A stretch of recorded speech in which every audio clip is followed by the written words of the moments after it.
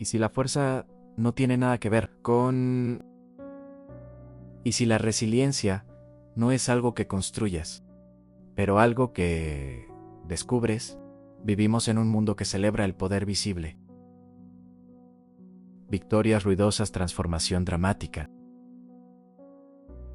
Momentos que se ven impresionantes desde fuera. Pero algunas de las personas más fuertes de la historia nunca parecieron fuertes en absoluto. No conquistaron ciudades.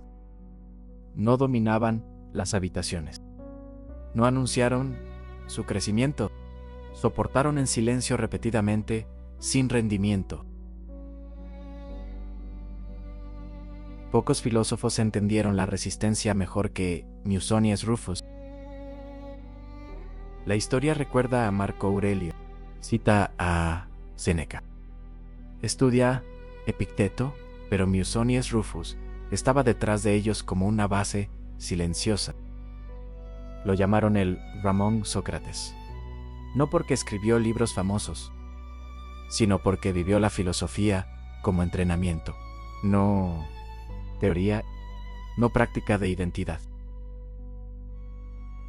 Creía que la filosofía no se trataba de pensar mejores pensamientos. Se trataba de vivir de manera diferente en momentos ordinarios. Y esa diferencia comienza donde termina la comodidad. Misonea sugirió algo simple. Se vuelve difícil cuando la vida se vuelve difícil. La fuerza no es un rasgo, es un hábito. No es algo que poseas, algo que repites, les dijo a los estudiantes. La resiliencia se entrena como se entrena el cuerpo, a través de la incomodidad. Limita la paciencia y la frustración. Esto fue radical entonces. Todavía lo es ahora, porque la mayoría de la gente quiere fuerza sin resistencia, crecimiento sin inconvenientes, calma sin incertidumbre. Musonio invirtió la ecuación.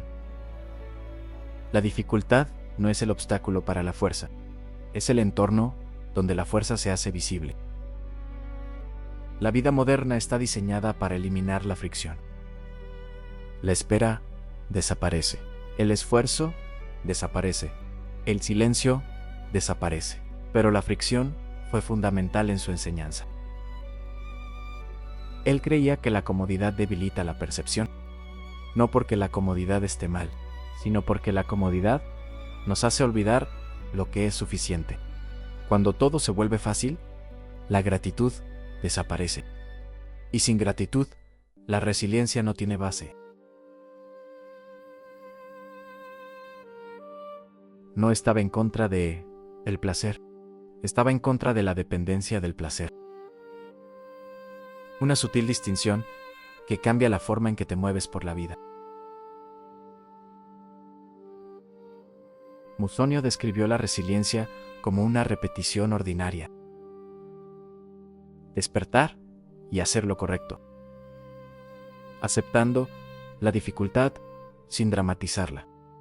Continuando sin narrarte como heroico o roto. La mente moderna busca momentos de avance. Claridad repentina. Transformación.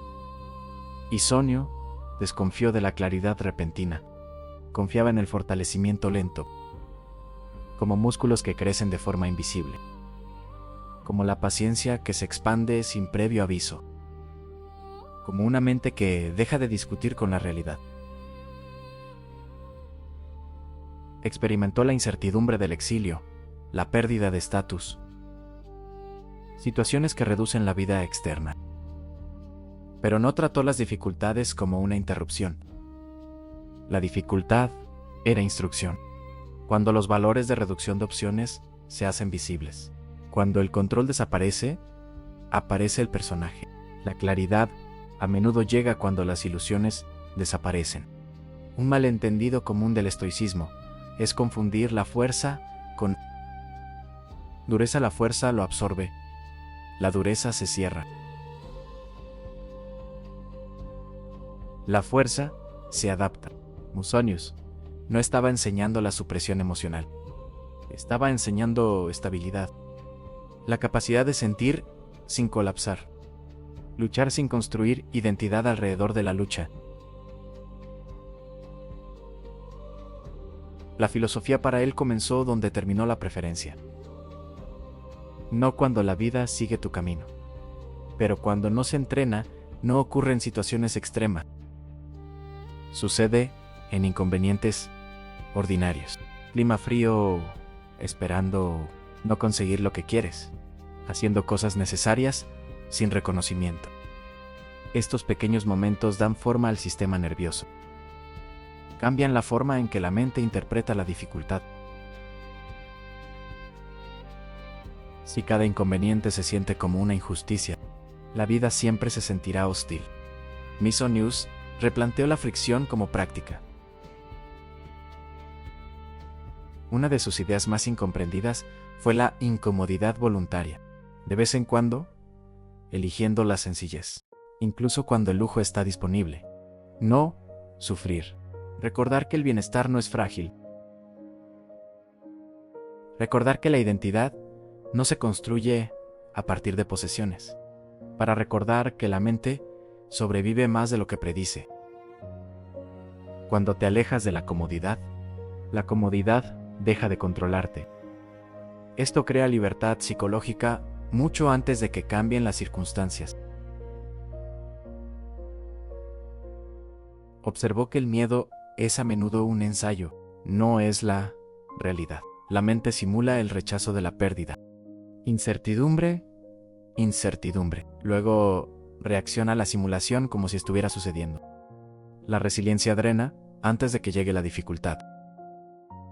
Musonius alentó el examen del miedo. ¿Qué crees que pasará exactamente? ¿Qué queda si lo hace? ¿Qué parte de la identidad depende de este resultado? El miedo se encoge cuando se vuelve específico. La vaguedad alimenta la ansiedad, la claridad la debilita. Habló de la vida simple no como pureza moral, sino como estabilidad. La complejidad multiplica el miedo. Más para mantener, más para perder. La simplicidad reduce el área de superficie psicológica. Elimina la tensión innecesaria. Y crea espacio entre el evento y la reacción. En ese espacio, la resiliencia crece. Control, insistió. Existe en comportamiento, no resultados. La gente confunde esfuerzo con garantía. Creen que hacer las cosas correctas debería evitar dificultades. Pero la resiliencia existe precisamente porque los resultados siguen siendo inciertos. La identidad, anclada a los resultados, se derrumba bajo el cambio. La identidad, anclada a la práctica, permanece estable. Desde esta perspectiva, ansiedad moderna tiene sentido. Un mundo prometedor, el control crea pánico cuando el control falla. Un mundo prometedor, la comodidad crea fragilidad hacia la incomodidad. Un mundo prometedor, el progreso constante, crea vergüenza cuando el progreso se detiene. Musonio ofreció una expectativa diferente. La incertidumbre es normal. La dificultad no es un error. La fricción es informativa. La resiliencia no se siente como fuerza desde adentro. A menudo parece duda, mientras continúa el miedo. Mientras actúa la fatiga sin parar. Replantea la fuerza como persistencia sin narrativa. No contarse una historia sobre la lucha. Simplemente permanecer en movimiento. Las acciones ordinarias se vuelven poderosas, porque los momentos extraordinarios son raros. La moderación diaria, la paciencia. La honestidad diaria, la aceptación diaria, estos se acumulan por debajo de la visibilidad. El sistema nervioso aprende la repetición más rápido que la perspicacia. La comprensión de la resiliencia intelectualmente no la crea. La repetición hace cuando la vida se hace más pequeña externamente. Puede aclararse internamente. Menos distracciones, menos actuaciones. La dificultad elimina las ilusiones sobre el control. Esto es incómodo porque elimina las excusas, pero estabilizando porque revela prioridades. Musonio creía que el significado no elimina la dificultad. El significado cambia tu relación con dificultad. Dolor sin sentido siente dolor caótico. El significado se convierte en experiencia estructurada. No agradable, pero navegable. El estoicismo nunca fue adormecimiento emocional, fue alfabetización emocional. Reconocer sentimientos sin rendirse dirección. Aceptación no fue pasividad, fue percepción precisa. Ver la realidad con claridad para que la acción se haga efectiva. Progreso invisible fue fundamental para su filosofía. Los cambios más fuertes suelen ser indetectables mientras se producen. Reactividad más lenta, rumia más corta. Recuperación más rápida después de la decepción. Menos miedo a la incertidumbre. Estos cambios rara vez se ven dramáticos, pero redefinen la experiencia de vida. La paradoja que encarnó es fuerza silenciosa, el tipo que no necesita reconocimiento. El tipo que no se señala a sí mismo. El tipo que permanece cuando las circunstancias fluctúan. Musonio sugirió que la resiliencia puede no ser algo que creamos, puede ser algo que dejemos de interrumpir cuando dejemos de exigir certeza, dejar de resistir la fricción, dejar de medir el crecimiento solo a través de resultados visibles. Tal vez la fuerza es recordar lo que queda cuando la comodidad desaparece. Tal vez la estabilidad se construye a través de la repetición, tan pequeña que se siente insignificante. Tal vez la resiliencia no es traumática en absoluto. Tal vez es simplemente la decisión una y otra vez de no abandonarte cuando la vida se vuelve difícil. Y tal vez la pregunta no es cómo volverte más fuerte, sino cuántas veces estás dispuesto a continuar en silencio, antes de que la fuerza se haga obvia.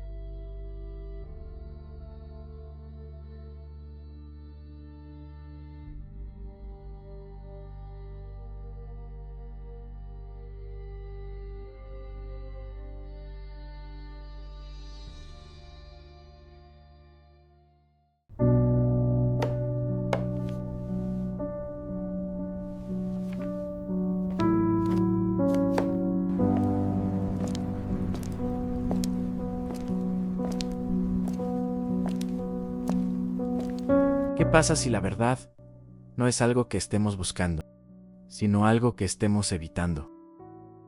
Friedrich Nietzsche creía que la mayoría de las personas no sufren porque la vida es dura, sino porque se niegan a verla claramente.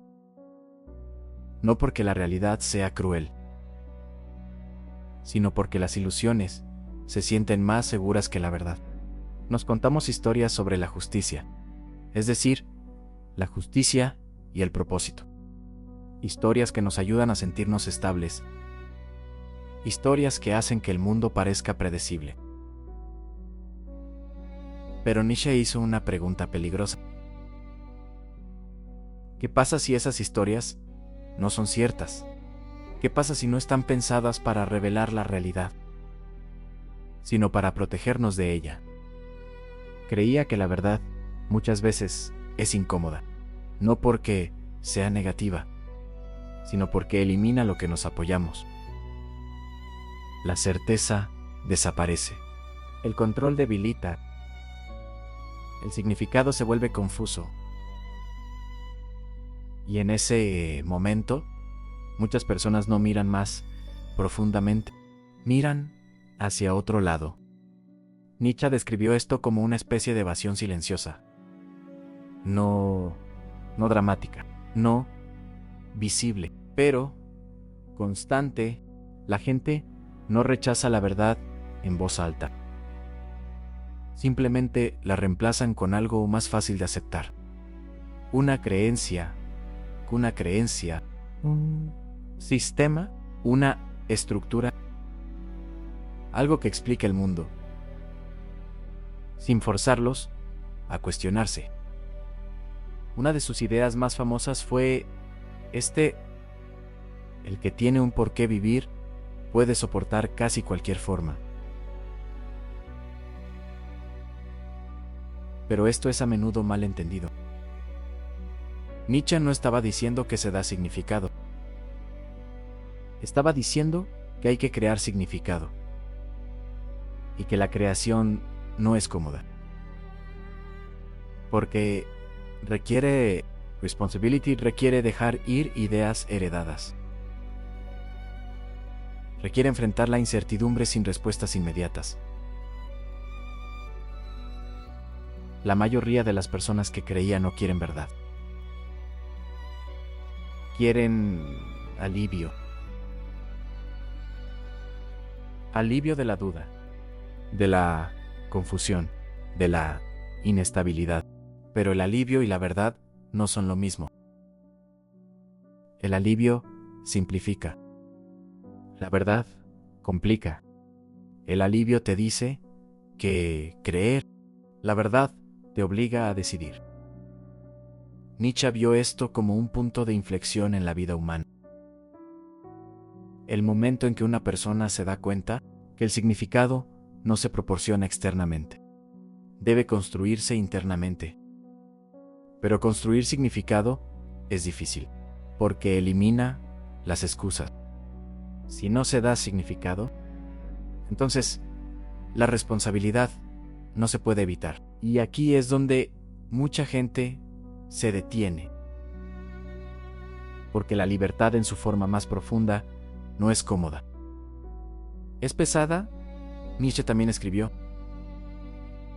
Y los que fueron vistos bailando fueron pensados como locos, por los que no podían escuchar la música. Esto refleja otra idea. La verdad no siempre se comparte. El entendimiento separa a las personas. La claridad crea distancia. Cuanto más ve una persona, más difícil se vuelve vivir dentro de las ilusiones. Y sin embargo, las ilusiones son donde la mayoría de las personas permanecen. No porque sean débiles, pero porque la claridad requiere coraje. Nietzsche no prometió felicidad. No ofreció consuelo. Ofreció otra cosa. Honestidad. Y honestidad lo cambia todo. Porque una vez que ves claramente, no puedes dejar de ver. El mundo no se vuelve más fácil, pero se vuelve más real. Y tal vez ese es el punto. No escapar de la dificultad, sino dejar de escondernos de ella. Tal vez la verdad no es algo que encontremos. Tal vez es algo que dejamos de evitar. Y tal vez la verdadera pregunta no es si la verdad es dura, sino si estamos dispuestos a vivir sin ilusiones.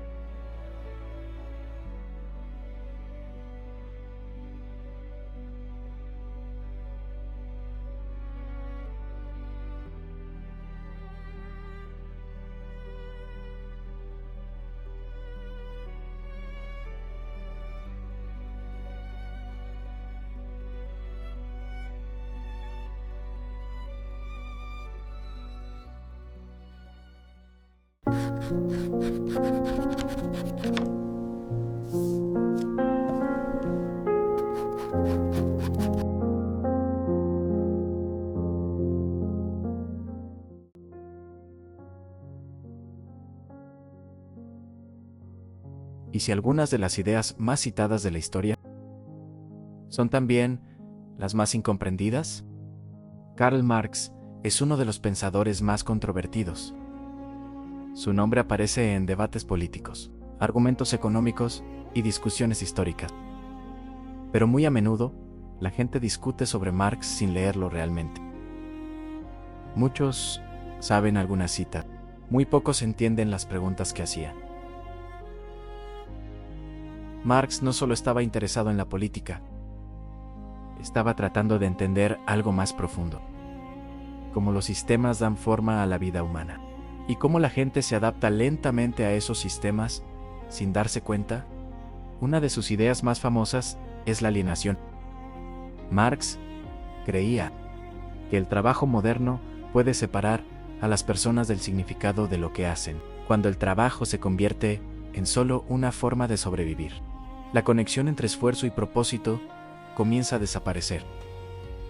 La gente todavía trabaja, pero a menudo se sienten desconectados del resultado.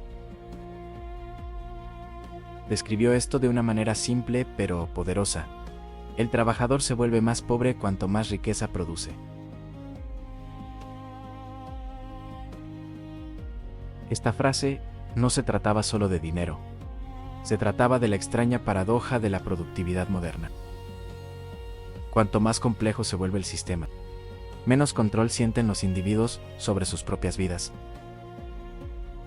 Para Marx, el problema no era el trabajo en sí. El trabajo puede ser creativo y significativo. El trabajo puede conectar a una persona con el mundo. El problema aparece cuando las personas ya no se reconocen en lo que producen. Las fábricas en el siglo XIX hicieron esto muy visible. Los trabajadores repitieron la misma pequeña tarea una y otra vez. El objeto que ayudaron a crear abandonaría la fábrica, mientras su papel permanecía invisible. Las marcas describieron esto como alienación del producto, alienación del proceso, y a veces incluso alienación de nosotros mismos. Otra línea famosa de Marx a menudo se cita sin contexto. Los filósofos solo han interpretado el mundo de varias maneras. El punto, sin embargo, es cambiarlo. Esta línea no fue simplemente un llamado a la revolución. También fue una crítica del pensamiento pasivo. Marx creían que la filosofía no debería permanecer abstracta. Las ideas deberían conectar con la vida real. Estaba haciendo una pregunta incómoda. ¿Cuál es el propósito de entender la sociedad? Si esa comprensión no cambia nada. Marx también examinó cómo los sistemas económicos influyen en la forma en que la gente ve el mundo. Cuando un sistema se vuelve normal, la gente deja de cuestionarlo. Lo que una vez parece extraño, se vuelve obvio lentamente. Esta es una razón por la que el cambio histórico a menudo sorprende a la gente. Los sistemas pueden parecer estables durante décadas, y luego de repente se transforman. Marx escribió sobre esta dinámica con una famosa observación. La historia se repite primero como tragedia, luego como farsa. El significado detrás de esta línea es sutil.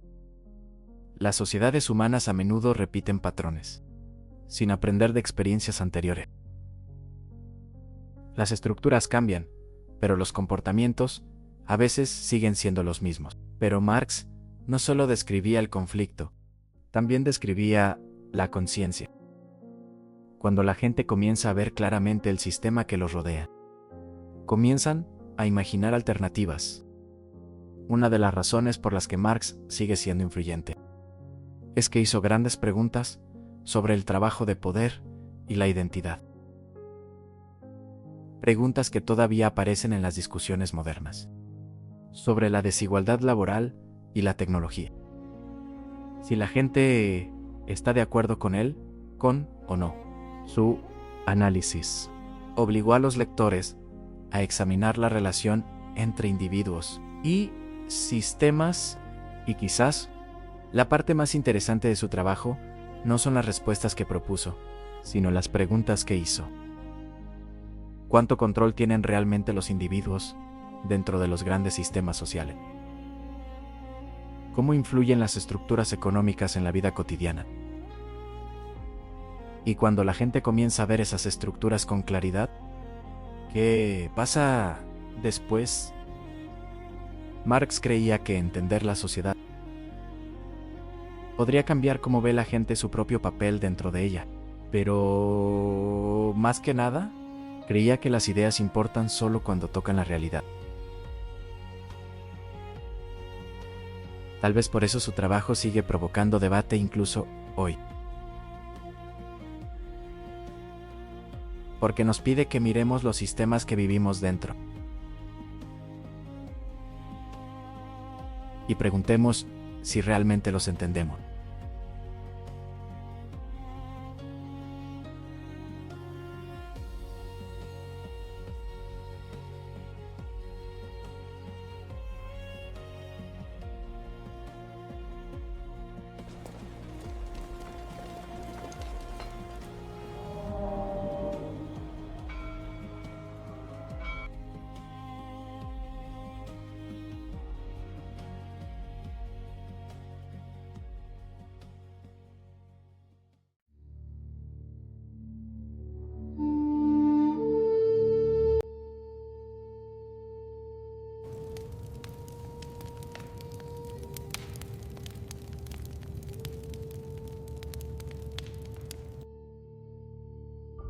¿Qué pasa si la paz no se encuentra en la libertad? ¿Qué pasa si la calma que buscas no depende de las circunstancias en absoluto? Botillo escribió una de las obras filosóficas más poderosas de la historia, mientras estaba sentado en una celda de la prisión, esperando la ejecución. Había perdido el estatus, poder, influencia, seguridad. Todo lo que suele dar identidad a una persona había sido despojado. Y sin embargo, en esa oscuridad, escribió sobre la paz. No el optimismo forzado, no la negación, sino una estabilidad más profunda que no puede ser tomada por la política, pérdida o traición. Pero Edipo entendió algo que la mayoría de la gente solo se da cuenta demasiado tarde. La estabilidad externa es frágil. La riqueza desaparece. La reputación cambia. El poder cambia de manos. Lo que se siente permanente rara vez es. Cuando la vida se derrumba externamente, la mayoría de la gente se derrumba internamente. Pero Boecio hizo una pregunta diferente. ¿Y si la estabilidad interna no necesita certeza externa? Describe el sufrimiento no como prueba de injusticia, sino como prueba de percepción. La mente sufre dos veces, una vez por los acontecimientos y una vez por la interpretación de esos acontecimientos. Cuando creemos que la vida nos debe justicia, la dificultad se siente como ataque personal. Cuando entendemos que el cambio es natural, la dificultad se convierte en parte de la condición humana. Boecio no negó el dolor. No fingió que el encarcelamiento fuera cómodo, pero se negó a que las circunstancias definieran su identidad.